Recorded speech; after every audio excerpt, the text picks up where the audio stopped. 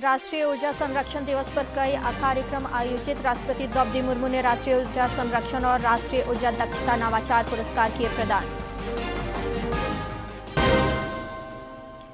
न्यायाधीश संजय कुमार मिश्रा होंगे झारखंड उच्च न्यायालय के अगले मुख्य न्यायाधीश। Chief justice doctor Ravi Ranjan का 19 दिसंबर को पूरा हो रहा है कार्यकाल।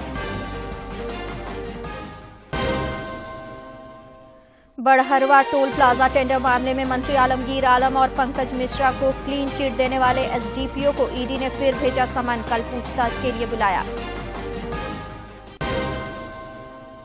रांची के जेएससीए स्टेडियम में खेला जा रहा रणजी मुकाबला। केरल की टीम ने आज चायकाल तक झारखंड के खिलाफ 8 विकेट पर बनाए 407 रन।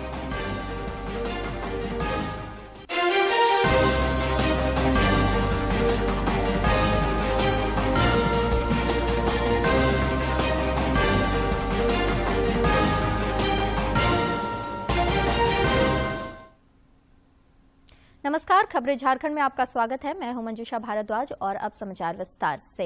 राष्ट्रपति द्रौपदी मुर्मू ने आज नई दिल्ली में राष्ट्रीय ऊर्जा संरक्षण दिवस के अवसर पर राष्ट्रीय ऊर्जा संरक्षण और राष्ट्रीय ऊर्जा दक्षता नवाचार पुरस्कार प्रदान किए। राष्ट्रपति ने इस दौरान ईवी यात्रा पोर्टल और मोबाइल ऐप की भी शुरुआत की। मौके पर केंद्रीय ऊर्जा मंत्री आरके सिंह समेत कई गणमान्य लोग उपस्थित थे। मैं भारत की महामहिम राष्ट्रपति श्रीमती द्रौपदी मुर्मू जी से अनुरोध करती हूं कि वह कृपया राष्ट्रीय चित्रकला प्रतियोगिता के विजेताओं को पुरस्कार प्रदान करें।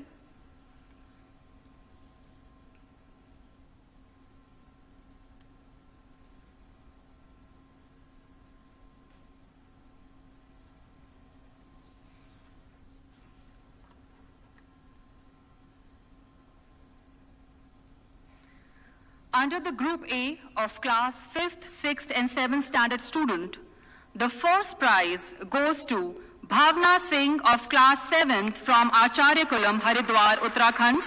Many congratulations.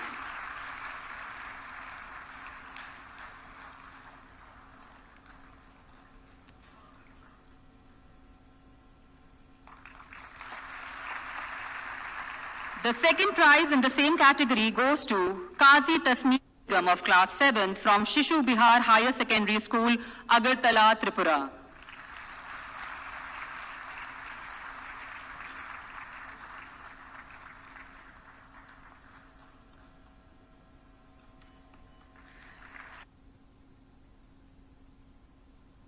प्रधानमंत्री नरेंद्र मोदी आज शाम गुजरात के अहमदाबाद में प्रमुख स्वामी महाराज शताब्दी महोत्सव के उद्घाटन समारोह में शामिल होंगे।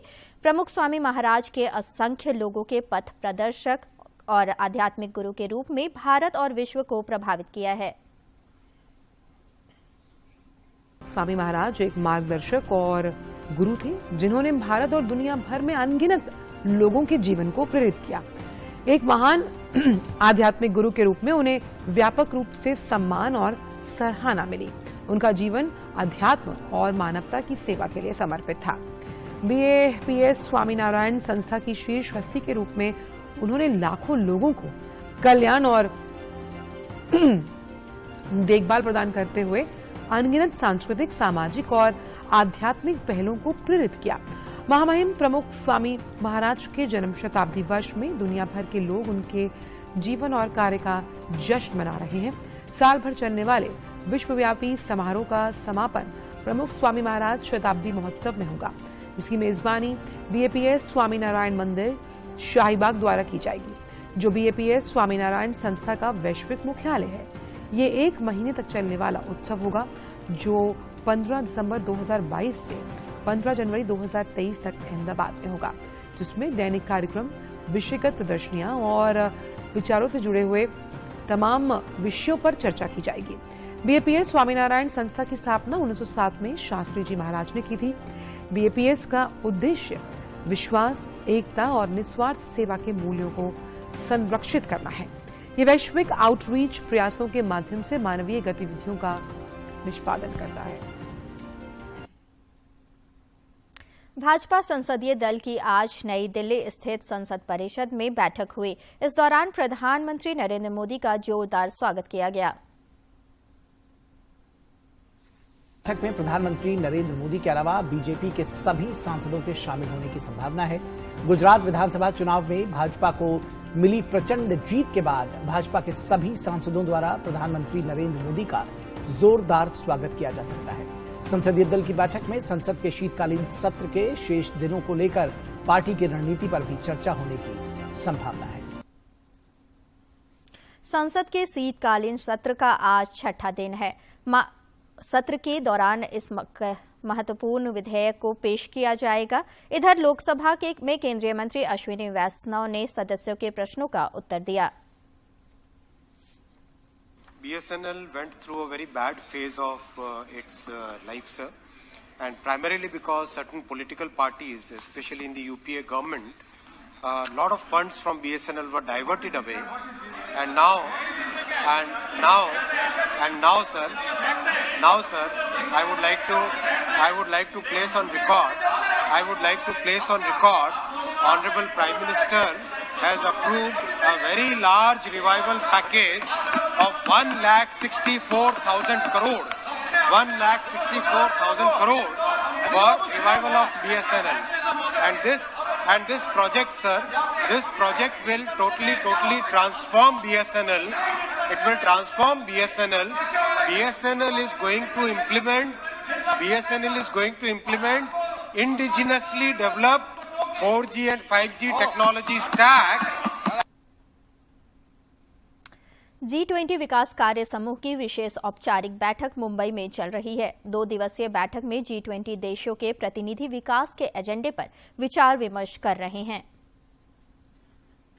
भारत के G20 शेरपा अमिताभ कांत ने बैठक के शुरुआती सत्र को संबोधित करते हुए डेटा गवर्नेंस क्वालिटी इंडेक्स पर जोर दिया और कहा कि भारत सरकार ने देश में बेहतर डेटा प्रबंधन के माध्यम से डेटा गवर्नेंस क्वालिटी इंडेक्स जैसी कई पहल की हैं।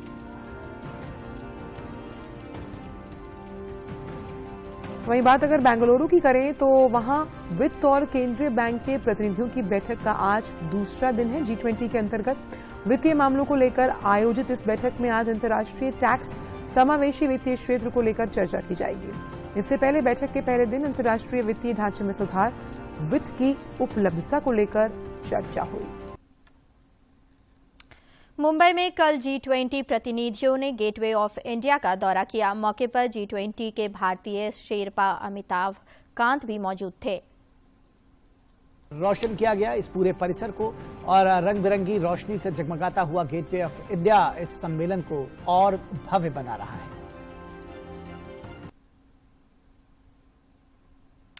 उत्पाद मंत्री जगन्नाथ महतो ने शराब से राजस्व वसूली में तेजी लाने का निर्देश दिया है। इस वर्ष 31 दिसंबर तक शराब से 1,825 करोड़ रुपए राजस्व वसूली का लक्ष्य निर्धारित है। इसके विरुद्ध 12 अक्टूबर तक 1,224 करोड़ रुपए की राजस्व अर्जित किया गया है। श्री महतो ने कल विभागीय समीक्षा के दौरान राजस्व वसूली तेज करते हुए लक्ष्य प्राप्त करने के लिए आवश्यक कार्य करने का निर्देश दिया। इस दौरान उन्होंने कहा कि राज्य में अवैध और नकली शराब का अवैध धंधा बंद करने के लिए समुचित प्रयास होना चाहिए। उत्तराखंड उच्च न्यायालय के न्यायाधीश संजय कुमार मिश्रा झारखंड उच्च न्यायालय के अगले मुख्य न्यायाधीश होंगे। उच्चतम न्यायालय कॉलेजियम की कल हुई बैठक में यह निर्णय लिया गया। गौरतलब है कि झारखंड उच्च न्यायालय के मुख्य न्यायाधीश डॉक्टर रवि रंजन का कार्यकाल 19 दिसंबर को समाप्त हो रहा है। नाम सरकार को भेजने का फैसला लिया है। सुप्रीम कोर्ट में न्यायाधीश के रूप में जिन 5 नामों की नियुक्ति के लिए सिफारिश की गई है उनमें राजस्थान उच्च न्यायालय के मुख्य न्यायाधीश पंकज मित्तल, पटना उच्च न्यायालय के मुख्य न्यायाधीश संजय करोल, मणिपुर उच्च न्यायालय के मुख्य न्यायाधीश PV संजय कुमार, पटना उच्च न्यायालय के न्यायाधीश एहसासुद्दीन अमानुल्लाह और इलाहाबाद उच्च न्यायालय के न्यायाधीश मनोज मिश्रा शामिल हैं। सुप्रीम कोर्ट में अभी जजों की संख्या 28 है। ऐसे में न्यायाधीशों की कुल 34 स्वीकृत पदों के मुताबिक 6 पद अभी भी रिक्त है। रामगढ़ के इनलैंड पावर गोलीकांड मामले में विधायक ममता देवी को 5 साल की सजा सुनाई गई है। हजारीबाग व्यवहार न्यायालय स्थित MP MLA कोर्ट ने कल फैसला सुनाया। कोर्ट ने विधायक ममता देवी समेत 13 लोगों को दोषी ठहराया था। इसी के तहत कोर्ट ने यह फैसला सुनाया। साथ ही अदालत ने 10-10 हजार रुपए का जुर्माना भी लगाया है। 348 आईपीसी में 2 साल आरआई, 332 में 2 साल आरआई, 333 में 5 साल आरआई, 307 में 5 साल आरआई और 10,000 फाइन। और सिर्फ राजीव जायसवाल को, उसमें 13 एक्यूज में एक राजीव जायसवाल एक्यूज थे, उनको 27 आर्म्स एक्ट में उनको अलग से 3 साल आरआई और 10,000 फाइन किए हैं। और ये जो फाइन है, सब फाइन नहीं देने पे 6 महीना का सिंपल कारावास का माननीय कोर्ट के द्वारा आज सभी सजाएं साथ साथ चलेंगी, ये माननीय कोर्ट के द्वारा आज। झारखंड उच्च न्यायालय के न्यायाधीश राजेश शंकर की अदालत में दल बदल मामले में विधानसभा अध्यक्ष पर पक्षपात का आरोप लगाने वाले भाजपा नेता बाबूलाल मरांडी की याचिका पर कल सुनवाई हुई। इस मामले में आज भी उनकी ओर से बहस की जाएगी। इस मामले में झारखंड विधानसभा की ओर से बहस पूरी कर ली गई है। चतरा जिले में संचालित विभिन्न विकास परियोजनाओं में बाधा पहुंचाने में जुगत में जुटे अपराध कर्मियों के विरुद्ध पुलिस को बड़ी सफलता हाथ लगी है। जिले के लावालौंग थाना क्षेत्र में जलापूर्ति योजना के निर्माण कार्य में माओवादी संगठन के नाम पर लेवी मांगने वाले संतोष गंजू नामक एक अपराधी को पुलिस ने गिरफ्तार किया है। एसडीपीओ अशोक कुमार प्रियदर्शी ने बताया कि एक अन्य नक्सली समर्थक सुनेश यादव को भी गिरफ्तार कर जेल भेज दिया गया है।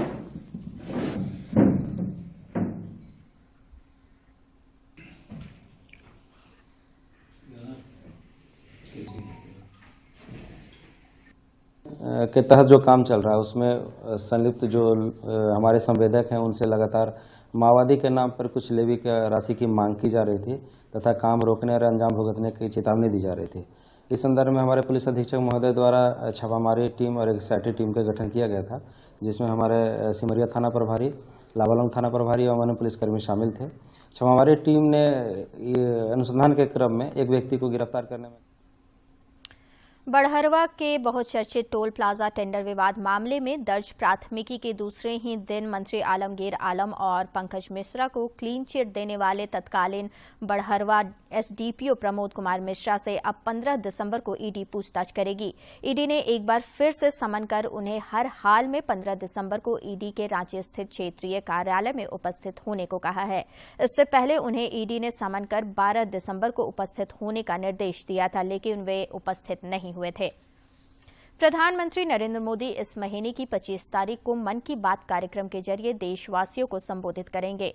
प्रधानमंत्री ने लोगों से आग्रह किया है कि वे नए भारत के निर्माण से जुड़ी अपनी प्रेरक कहानी और उपलब्धि भेजें। आम लोग अपने सुझाव 1800-117800 पर रिकॉर्ड कर सकते हैं। और अब कुछ खबर राज्य के विभिन्न जिलों से।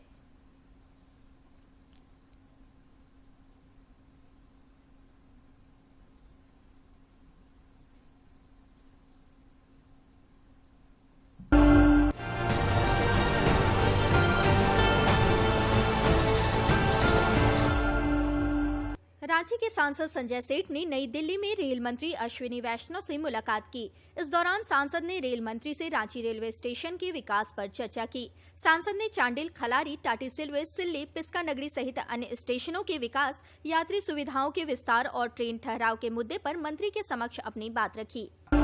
G20 शिखर सम्मेलन को लेकर झारखंड पुलिस ने अपनी तैयारियां शुरू कर दी हैं। इसी क्रम में झारखंड पुलिस मुख्यालय पर G20 शिखर सम्मेलन की सुरक्षा को लेकर एक बैठक हुई, जिसकी अध्यक्षता एडीजी अभियान ने की। बैठक में आईजी अभियान, IG special branch, DIG SIB, ATS SP और रांची एसएसपी शामिल हुए।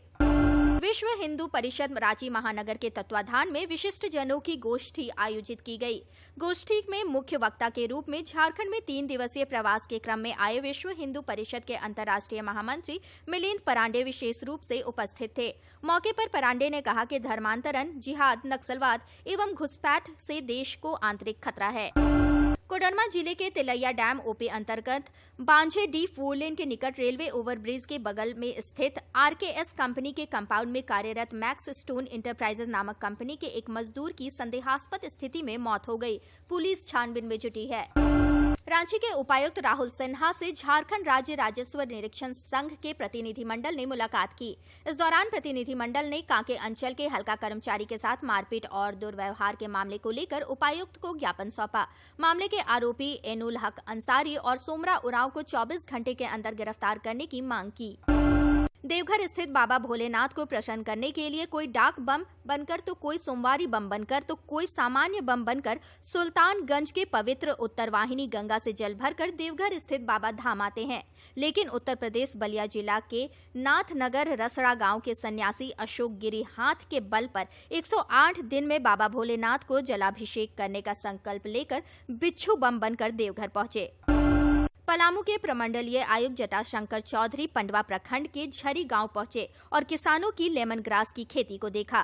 साथ ही किसानों को लेमन ग्रास, पेपरमिंट, तुलसी और औषधीय पौधों एवं फलदार पौधों की खेती के लिए प्रेरित किया। कोडरमा जिले के डोमचांच थाना क्षेत्र अंतर्गत ढोला कोला के पास ढिबरा लदे 3 709 वाहन जब्त किए गए। डोमचांच थाना प्रभारी अब्दुल्ला खान ने बताया कि इस मामले में किसी की गिरफ्तारी नहीं हुई है। इन तीनों वाहनों में 15 टन ढिबरा लोड था, जिसकी कीमत लगभग 5 लाख रुपए है। रांची के उपायुक्त राहुल कुमार सिन्हा की अध्यक्षता में भू राजस्व से संबंधित समीक्षा बैठक आयोजित की गई। बैठक में उपायुक्त ने भारत सरकार और झारखंड सरकार के विभिन्न एजेंसियों एवं अंतर विभागीय भूमि हस्तांतरण के संबंध में अद्यतन स्थिति की जानकारी ली और कई आवश्यक दिशा निर्देश दिए। पलामू के प्रमंडलीय आयुक्त जटाशंकर चौधरी ने नवाबाजार प्रखंड और अंचल कार्यालय का औचक निरीक्षण किया। उन्होंने उपस्थिति पंजी में उपस्थिति दर्ज नहीं करने वाले 10 कर्मियों की हाजिरी काटी, जबकि प्रखंड नाजेर, पंचायत सचिव एवं रोजगार सेवक को कार्यों के प्रति उदासीनता और लापरवाही बरतने को लेकर निलंबित करने का निर्देश दिया।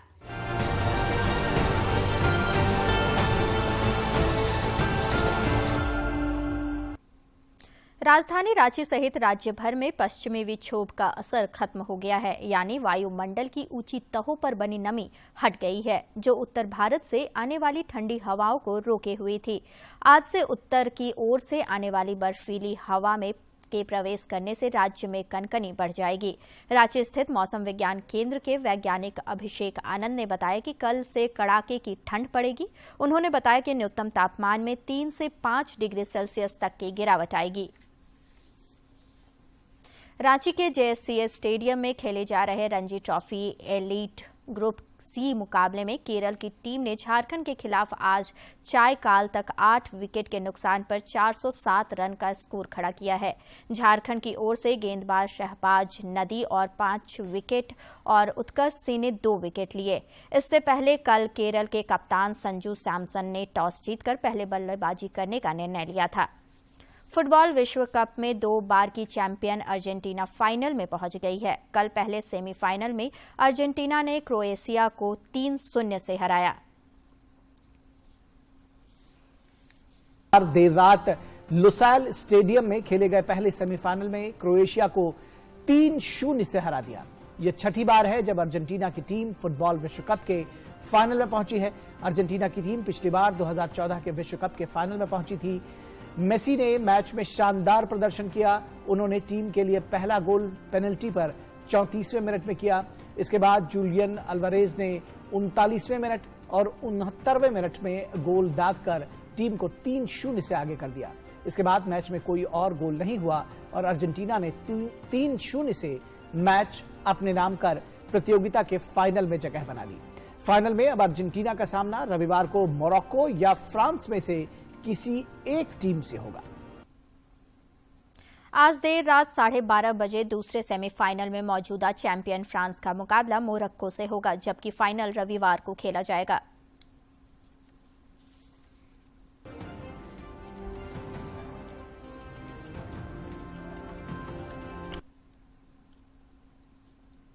प्रधानमंत्री नरेंद्र मोदी के नेतृत्व में किसानों की आय दोगुनी करने के उद्देश्य से केंद्र सरकार ने कई प्रयास किए हैं।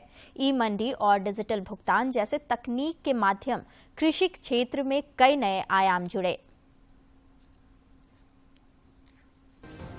प्रधानमंत्री ने किसानों के हाथ में ऐसा अस्त्र दिया है डिजिटल एग्रीकल्चर के नाम पर, जिसको आपने कहा कि डिजिटल एग्रो मिशन एक हथियार है किसान के पास, जिसने उसके समय को बचाया, उसकी लूट को बचाया और उसको बिचौलियों से बचाएं। ई नाम मंडी का कभी कोई सोच नहीं सकता था कि ई प्लेटफॉर्म होगा, किसान उसमें बेचेगा, लेकिन आज 2.25 करोड़ किसान उससे जुड़ गए हैं इस देश में, और उसमें जो 2,36,000 के आसपास ट्रेडर्स ने अपने ट्रेड रजिस्टर कराए हैं और लगभग 2.25 लाख करोड़ रुपए का उसमें व्यापार हुआ। तो ये चीज इस देश में हो सकती है, लेकिन कभी भी प्रोत्साहित करने की कोशिश नहीं हुई। और मैं तुलना करता हूं कि भाई कांग्रेस के समय तो ये 0 था, लेकिन आज कैसे हो गया। दूसरी एक किसान सम्मान निधि जो लगातार किसानों को दी जाती रही है और दी जा रही है। ऐसी स्थिति में आज वो जो आंकड़ा है वो लगभग 2,16,000 करोड़ रुपया और लगभग 11 करोड़ से ज्यादा किसानों के खाते में वो नियमित राशि पहुंच रही है। अगर डिजिटल नहीं होती तो बिचौलियों के कारण वो तो वहां पहुंच ही नहीं सकती थी। दूसरा, जब मैं डिजिटल एग्रो मिशन की बात करता हूं तो जब कभी भी क्षतियां होती थी ओले से, अतिवृष्टि से, अनावृष्टि से, तो विवाद होता था कि किसके खेत का नुकसान हुआ, किसके खेत का नुकसान नहीं हुआ। जब ये सैटेलाइट सर्वे की बात आई तो डिस्प्यूट भी खत्म हुए, क्षतिपूर्ति का आकलन भी ईमानदारी से हुआ और एक समाधान स्थायी हुआ कि आपके साथ में कोई धोखाधड़ी नहीं कर सकता, न वहाँ का पटवारी कर सकता है और न कोई दूसरा बिचौलिया कर सकता है। तो ये डिजिटल जो एग्रीकल्चर का कॉन्सेप्ट है, इसने ये बड़ी क्रांति पैदा की है। आप टेक्नोलॉजी की बात कर रहे हैं, तो अगर हम मान के चलें कि नवोन्मेष को बढ़ाने के लिए भी काफी बातें हुई हैं, तो एग्रीकल्चर के क्षेत्र में जो नवोन्मेष हो रहे हैं उससे आपको लगता है इसका सीधा फायदा किसानों को हो रहा है और पैदावार में वृद्धि हो रही है? निश्चित रूप से मुझे लगता है कि चाहे हम FPO की कल्पना करें कि किसान खुद अपना समूह बनाकर खुद के उत्पादन को बेच सकता है, मार्केटिंग प्लेटफॉर्म में जा सकता है, इनाम मंडियों में वो अपने आप को कर सकता है, और जो आंकड़ा है वो बड़ा आंकड़ा है। 3,855 FPO आज तैयार है। दूसरी जो किसान के सामने चैलेंज था कि वो अपनी जमीन में क्या बोए, उसकी सॉइल टेस्टिंग का उसके पास में कोई प्रावधान नहीं था, लेकिन आज सॉइल टेस्टिंग कंपलसरी हो गई है और वो आंकड़ा भी थोड़ा बहुत नहीं है, लगभग 23 करोड़ के आसपास ये आंकड़ा है। तो खाद्य आपूर्ति के साथ साथ हम निर्यात को क्षेत्र में, कृषि निर्यात की मैं बात कर रहा हूँ, तो कितना हम आगे हो पाए हैं, क्या इसकी सिचुएशन है? मुझे लगता है कि हमें उस दिन से देखना होगा जब शास्त्री जी इस देश के प्रधानमंत्री होते थे। हमारे पास जो अनाज की स्थिति थी, हम एक टाइम सोमवार को उपवास करने के आह्वान के साथ हमने इस देश के स्वावलंबन की तरफ एक कदम आगे बढ़ाया था। लेकिन आज हम जब निर्यात का आंकड़ा देखते हैं तो 4.25 लाख करोड़ ये रिकॉर्ड निर्यात हुआ है इन 2-3 वर्षों में। चीनी में हम नंबर 1 हैं, दूध में निर्यात में हम नंबर 1 हैं, चावल में और अन्य चीजों में। अब एक और हमारे पास अवसर है कि हम मोटे अनाज के निर्यात के अवसर हमारे सामने हैं। प्रधानमंत्री जी के प्रस्ताव के साथ दुनिया ने अगला वर्ष 2023 का मोटे अनाज का वर्ष तय किया है। पूरी दुनिया में जितना मोटा अनाज पैदा होता है उसका 40% भारत में पैदा होता है। G20 की अध्यक्षता हमारे पास में है, जिसमें प्रधानमंत्री जी ने कहा कि मिलेट्स के ही नाश्ते में उपयोग, बेस पर ही नाश्ता दिया जाएगा। तो मार्केटिंग का एक अवसर हमारे पास में है, बेचने का है। जहां दुनिया में डिमांड है उस डिमांड के आधार पर फूड प्रोसेसिंग मिनिस्ट्री भी उसमें काम कर रही है।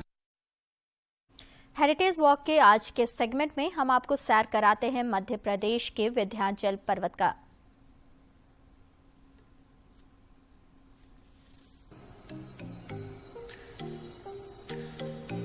भारत के सबसे पुराने और बेहद ही ज्यादा खूबसूरत विंध्याचल पर्वतों की गोद में मौजूद है मध्य प्रदेश का पन्ना जिला।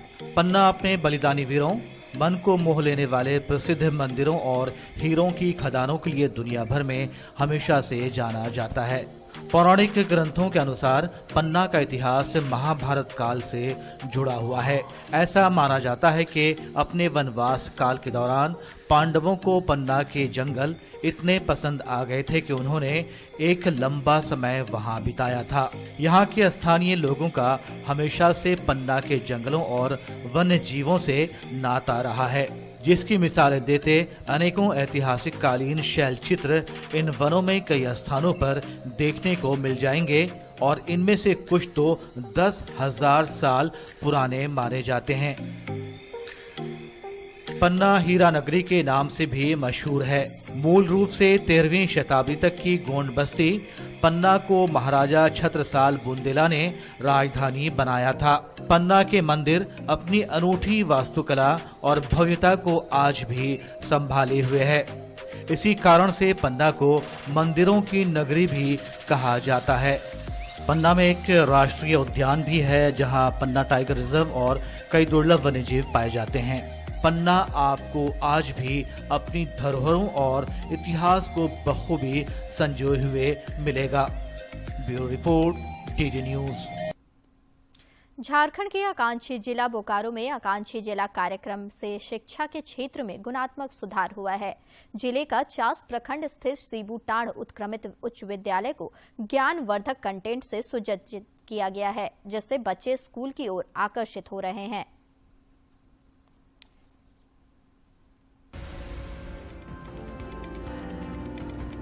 झारखंड के बोकारो जिले को आकांक्षी जिले में शामिल किए जाने के बाद से जिले में शिक्षा के क्षेत्र में आमूलचूल बदलाव हुए हैं, जिससे ड्रॉप आउट पर अंकुश लगा है। साथ ही पठन पाठन के तौर तरीकों में भी बदलाव आया है।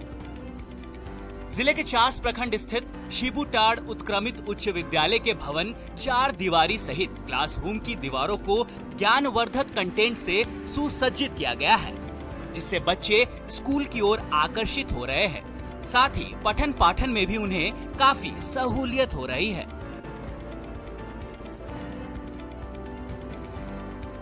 ये स्कूल का रंग रोगन से हमें बहुत लाभ मिलती है और जैसे क्लास में हम लोग को फॉर्मूला लिखा हुआ है मैथ का, तो हम लोग को बहुत हेल्प मिलती है। मतलब अगर कोई ऐसे घूम रहा है बाहर पे तो वो अगर हम लोग वहाँ खड़ा होकर फॉर्मूला देख ले तो हम लोग का दिमाग में बहुत कुछ घुस भी जाएगा। स्कूल का जो ये रंग रोगन हुआ है उससे बच्चों को बहुत लाभ है। स्कूल हमारा स्वच्छ और सुंदर दिख रहा है और उससे हमें ज़्यादा बेनिफिट है। तो सर पढ़ाते हैं बुक से, वो सब अगर डायग्राम दिया हुआ है साइंस में, अगर बाहर में चित्र बना हुआ है उससे ज़्यादा अच्छे से समझ में आता है। पाठ्यक्रम से संबंधित फॉर्मूले और अन्य पाठ्य सामग्री को क्लासरूम की दीवारों और छत पर पेंटिंग के माध्यम से प्रदर्शित किया गया है, जिससे बच्चों को उन्हें याद करने में मदद मिल रही है और वे खेल और अंत में मुख्य समाचार एक बार फिर।